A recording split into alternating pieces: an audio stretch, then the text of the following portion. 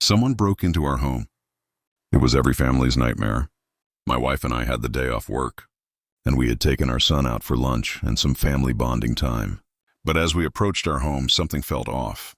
I had a growing sense of dread the closer we got. As our house came into view, I could see that the front door was wide open. Someone had broken into our home.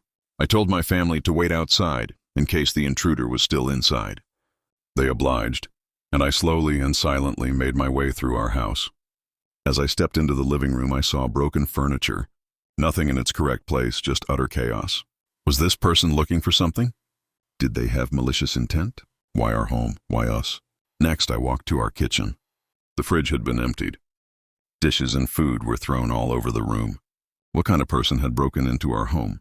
A homeless person who just needed food? If so, why had they destroyed the living room? That's when I heard it. Footsteps in the bedroom. The intruder was still in our house. I took a brief moment to be grateful that I had asked my wife and son to wait outside.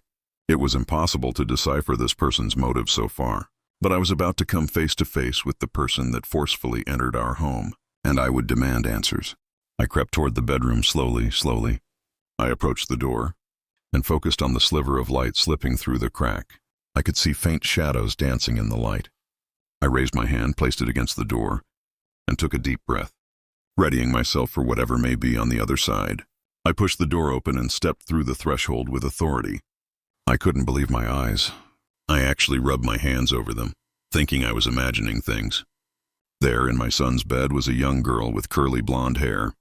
She stared at me with wide eyes. She must have been terrified. I must have been a few feet taller and at least 100 pounds heavier than her. I must have been a sight to see for that little girl, but she should have considered that before breaking into my home. I called my wife and son to see what I found. "Is that a human, Papa?" "Why, yes it is, baby bear, that's dinner."